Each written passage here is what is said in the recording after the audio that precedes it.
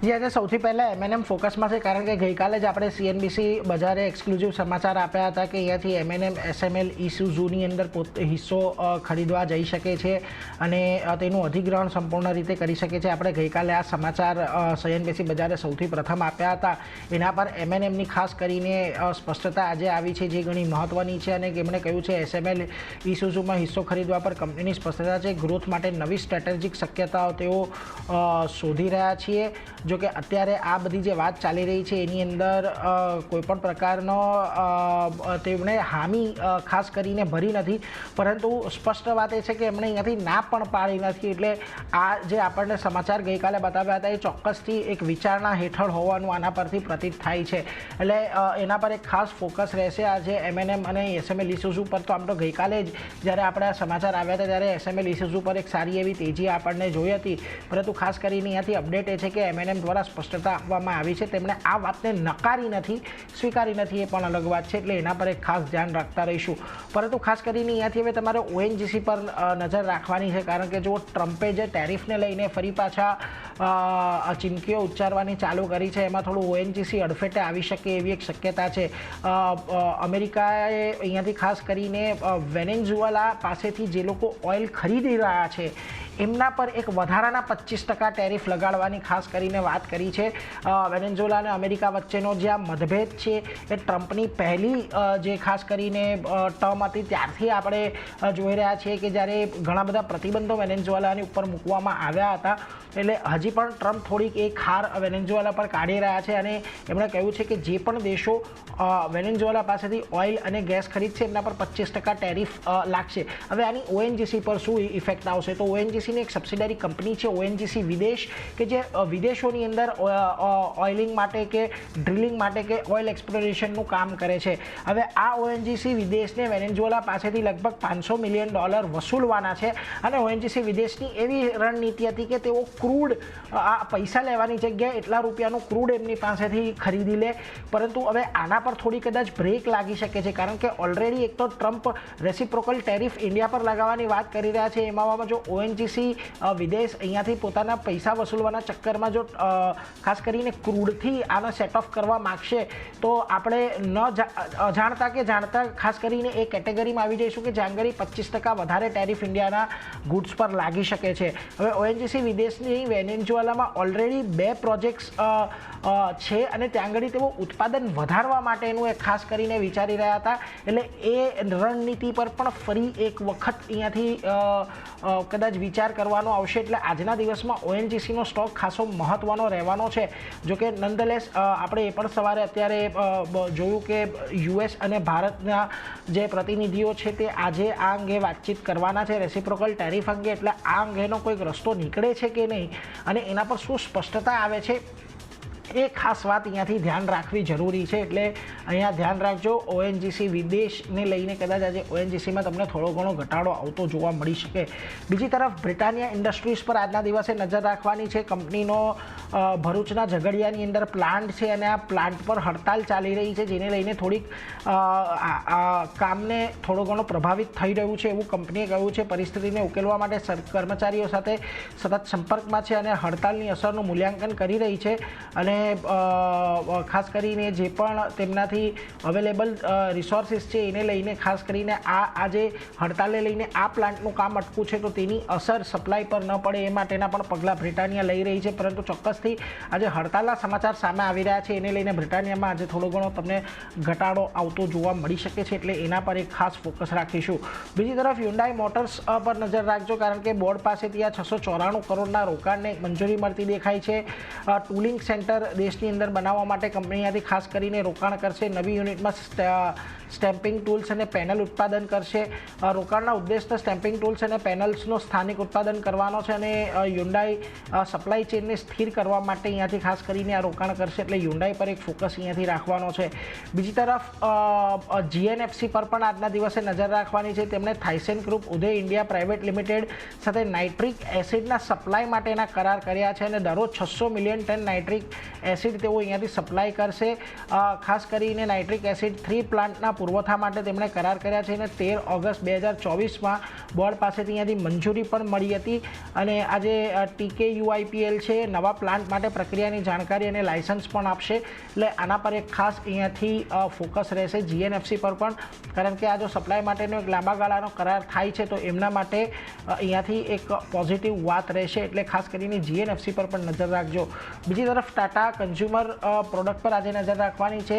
અહીંયા સુનિલ ડિસોઝાની MD અને CEO તરીકે નિયુક્ત કરવા માટે શેરધારકો પાસેથી મંજૂરી મળી ગઈ છે અને 4 એપ્રિલ 2025થી MD અને CEO તરીકે તેઓ ખાસ કરીને કાર્યભાર પોતાનો લંબાવશે. એટલે અહીંયાથી એના પર એક ધ્યાન રાખજો. એક પોઝિટિવ સમાચાર ટાટા કન્ઝ્યુમર પ્રોડક્ટ માટે અહીંયાથી છે. બીજી તરફ બેંક ઓફ ઇન્ડિયા પર ખાસ કરીને અહીંયાથી નજર રાખજો. સિન્ડિકેટ લોનના $10 કરોડ ગ્રીનશુ ઓપ્શનનો કંપની અહીંયાથી ઉપયોગ કરવા જઈ રહી છે અને ફંડ એકત્રમાં $30 કરોડના સિન્ડિકેટ લોનના ગ્રીનશુનો તેઓ અહીંયાથી ઉપયોગ કરશે. એટલે બેંક ઓફ ઇન્ડિયા પર એક ખાસ કરીને નજર રાખશું. ખાસ ધ્યાન અહીંયા એ રાખવાનું છે કે 31 ડિસેમ્બર 2024ના રોજ બેંકે $300 million syndicate loan CTBC bank company અને સ્ટાન્ડર્ડ ચાર્ટર્ડ PLC પાસેથી લીધી હતી અને ખાસ કરીને એમાં એક ગ્રીન શુ ઓપ્શન હતો. એટલે હવે ગ્રીન શુ ઓપ્શન હેઠળ તેઓ વધારાની એક લોન લેશે એવું ખાસ કરીને બેંકે અહીંયાથી જાહેરાત કરી છે. બીજી તરફ પંજાબ એન્ડ સિંધ બેંક પર નજર રાખવાની છે. QIP લોન્ચ કર્યો છે 40.38 પ્રતિ શેરના ભાવે અહીંયાથી ફ્લોર પ્રાઇસ છે અને 5% વધુ ડિસ્કાઉન્ટ અહીંયાથી કંપની ફ્લોર પ્રાઇસ પર પણ આપી શકે છે. એટલે પંજાબ એન્ડ સિંધ બેંક પર પણ નજર રાખજો. ગઈકાલે આપણે ઓલરેડી એક PSU બેંકના QIPની વાત ખાસ કરીને કરી હતી. I think so bank of India કે અન્યની કોઈ વાત હતી. એટલે જુઓ આજના દિવસે અન્ય પણ QIBને રિલેટેડ ઘણા બધા સમાચારો છે. એટલે એના પર એક નજર રાખતા રહીશું. પરંતુ આજના દિવસે જો ખાસ તમારે ફોકસ રાખવાનો છે તો એક ONGC પર રાખજો કે જ્યાં આગળ આ ટેરિફને લઈને જે ટ્રમ્પે જાહેરાત કરી છે એની થોડીક સેન્ટિમેન્ટલ ઇમ્પેક્ટ આજે આવી શકે છે. પરંતુ એ સિવાય તૃપ્તિ તમારા લિસ્ટમાં કયા સ્ટોક્સ કે જ્યાં નજર રાખીશું? Good morning Neeraj. શરૂઆત હું HCL ટેકથી કરીશ. આપણે જોઈ રહ્યા છે કે IT કંપનીઓ તો ફોકસમાં છે અને HCL ટેક જ ઘણું બધું ફોકસમાં આપણને જોવા મળી રહ્યું છે. અને ગઈકાલે કંપનીએ વેસ્ટર્ન યુનિયન સાથે અહીંયા કંપનીએ કરાર કર્યા છે અને તેમને ફાઇનાન્શિયલ સર્વિસ ઇન્ડસ્ટ્રીઝમાં ઇનોવેશન અને ટ્રાન્સમિશન માટે અહીંયા તેમને કરાર કર્યા છે. એટલે આ કારણસર આજે HCL ટેક આપણને ફરી ફોકસમાં જોવા મળી શકે છે. ત્યારબાદ નજર કરશું આપણે સેન્ટ્રલ બેંક ઓફ ઇન્ડિયાનો. તો અહીંયા પણ QIP લોન્ચના સમાચાર આપણી સમક્ષ આવતા જોવા મળ્યા છે. બેંક પોતાનો QIP અહીંયા તેમને લોન્ચ કરવા જઈ રહી છે અને આગળ ફ્લોર પ્રાઇસની વાત કરશું તો તે 42.62 પ્રતિ શેર નક્કી કરવામાં આવ્યો છે. એટલે QIP લોન્ચના સમાચાર કારણસર આજે ફરી આપણને સરકારી ઘણી બધી બેંક્સ જે તે ફોકસમાં જોવા મળી શકે છે. ત્યારબાદ નજર કરશું રેસ્ટોરન્ટ બ્રાન્ડ્સ. અહીંયા પણ QIP લોન્ચના સમાચાર આપણે સમક્ષ નજર આવી રહ્યા છે. કંપનીએ પોતાનો QIP લોન્ચ કર્યો છે જેની બેઝ સાઇઝ છે એ 400 કરોડ છે. તેના ઇશ્યુ સાઇઝની વાત કરશું તો તે 500 કરોડથી વધુની છે.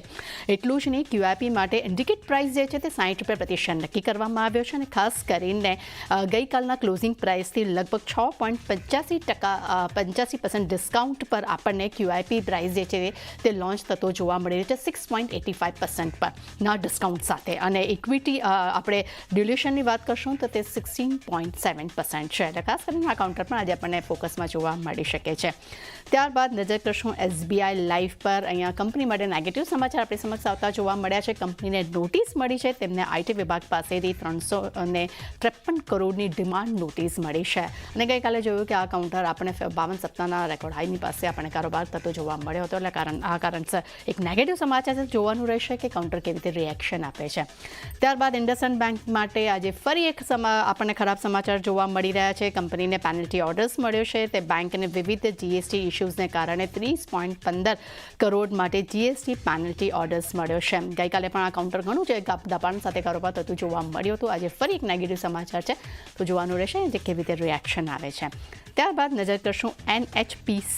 અહીંયા કંપનીએ પોતાનું ટ્રાયલ રન જે છે તે અહીંયા પૂરું થતું જોવા મળ્યું છે. ખાસ કરીને તેમને હિમાચલ પ્રદેશમાં યુનિટ 2નું તેમને આ ટ્રાયલ રન છે જે તે પૂરું કર્યું છે. તેમને પાર્બિત 2ના 200 મેગાવોટના બીજા યુનિટ માટેનું અહીંયા ટ્રાયલ તેમણે પૂરું કર્યું છે, જે 4 યુનિટ્સમાં તેનો પૂરો સમાવેશ થયેલો છે. આ કાઉન્ટર ફરી આજે ફોકસમાં જોવા મળી શકે છે. ત્યારબાદ નજર કરશું ગોદરેજ પ્રોપર્ટીઝ પર. અહીંયા કંપનીએ ખાસ કરીને હૈદરાબાદમાં તેમને પહેલો પ્રોજેક્ટ લોન્ચ કર્યો હતો અને પહેલા પ્રોજેક્ટના લોન્ચની સાથે લગભગ 1000 કરોડના ઘર તેમના સેલ આઉટ થઈ ગયા છે. એટલે ખાસ કરીને આ કાઉન્ટર આજે ફરી આપણને ફોકસમાં જોવા મળી શકે છે. ત્યારબાદ નજર કરશું ગાર્ડન રીચ શિપયાર્ડ પર. અહીંયા કંપનીએ ખાસ કરીને કાસ્ટન રેહર્ટ શિપ બ્રોકર સાથે તેમને કંપનીએ અહીંયા કરાર કર્યા છે. તેમને 7500 DWTમાં 7મા અને 8મા મલ્ટીપર્પઝ વ્હીકલ્સ માટે અહીંયા કંપનીએ અહીંયા કરાર કરતા આપણી સમક્ષ જોવા મળી રહ્યા છે. અને કંપની આ કરાર સાથે વધારાના 4 મલ્ટીપર્પઝ વ્હીકલ્સ છે તે પણ તેઓ અહીંયા ખરીદશે. એટલું જ નહીં, તેમના માટે ઓપ્શન એગ્રીમેન્ટ સાથે તેમને અહીંયા કરાર કર્યો છે. એટલે ઓપ્શન એગ્રીમેન્ટનો તેમને એક ઓપ્શન પણ અહીંયા એમને આપણને જોવા મળી શકે છે. તેના પર ખાસ વિગત પણ જોઈશું કે કેવી રીતે તેઓ આગળ આ કરારને વધારશે. તે સાથે શિપયાર્ડમાં કુલ 8 જહાજો છે તે કંપની અહીંયા બનાવશે આ કરાર સાથે. અને તેમની ઓર્ડરની અગર કુલ કિંમતની વાત કરશું તો તે $108 મિલિયન આશરે જોવા મળી રહી છે. એટલે ખાસ કરીને આ કાઉન્ટર પર આપણને ફોકસમાં જોવા મળી શકે છે. ત્યારબાદ નજર કરશું બ્રિગેડ એન્ટરપ્રાઇઝીસ પર. અહીંયા જમીન અધિગ્રહણના સમાચાર આપણે સમક્ષ આવતા જોવા મળ્યા છે. કંપનીએ ઈસ્ટ બેંગલુરુમાં રેસિડેન્શિયલ પ્રોજેક્ટ માટે જમીન ખરીદી છે. તેમને વેસ્ટફિલ્ડ્સમાં પ્રીમિયમ રેસિડેન્શિયલ પ્રોજેક્ટ બનાવવા માટે તેમને 4.4 એકરની જમીન જે છે તેનું અહીંયા અધિગ્રહણ કર્યું છે. અને તેની ગ્રોસ અગર ડેવલપમેન્ટ વેલ્યુની વાત કરશું તો તે 950 કરોડની છે. એટલે કાઉન્ટરમાં ફરી આપણે ફોકસમાં જોવા મળી શકે છે. અને છેલ્લે મારા રડારમાં છે ચોલામંડલમ ઇન્વેસ્ટમેન્ટ. અહીંયા ખાસ કરીને કંપનીની મેનેજમેન્ટમાં એક ફેરફાર થતા જોવા મળ્યા છે. એક્ઝિક્યુટિવ ચેરમેન પદ માટે વેલિયાન સુબ્રિયાની નિમણૂક કરવામાં આવી છે. અને તેઓ 5 વર્ષ માટે નિયુક્ત કરવામાં આવ્યા છે. અને 1 એપ્રિલથી તેઓ આ પદ છે તેઓ સંભાળશે. એટલે ચાંદની ઘણા બધા લિસ્ટ મારા રડારમાં પણ છે, પણ ખાસ કરીને સરકારી કંપનીઓ આજે આપણને ફોકસમાં જોવા મળી શકે છે. બધા સ્ટોક સેક્ટર